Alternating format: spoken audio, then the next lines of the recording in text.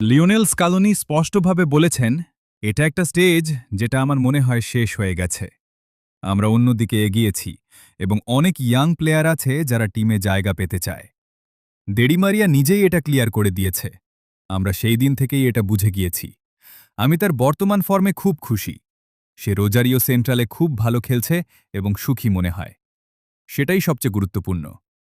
সবাই জানে তার সাথে আমার সম্পর্ক কতটা ভালো।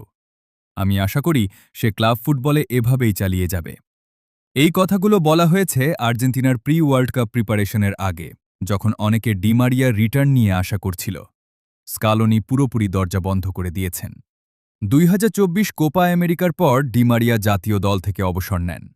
ফাইনালে দারুণ পারফরমেন্স করে সুন্দরভাবে বিদায় নিয়েছিলেন।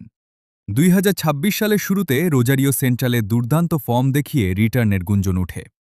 অনেকে বলছিলেন স্কালোনি তাকে ডাকতে পারেন।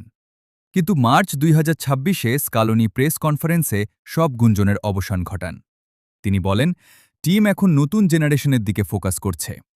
স্কালোনির সামগ্রিক প্ল্যান, তিনি ইয়াং প্লেয়ারদের সুযোগ দিতে চান, যেমন নতুন উইঙ্গার, মিডফিল্ডার।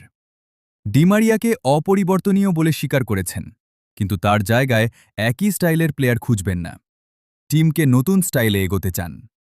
ডিমারিয়ার সাথে তার ব্যক্তিগত সম্পর্ক এখনও অসাধারণ। ফুটবল সম্পর্কে জানতে সাবস্ক্রাইব করে পাশে থাকুন। ধন্যবাদ।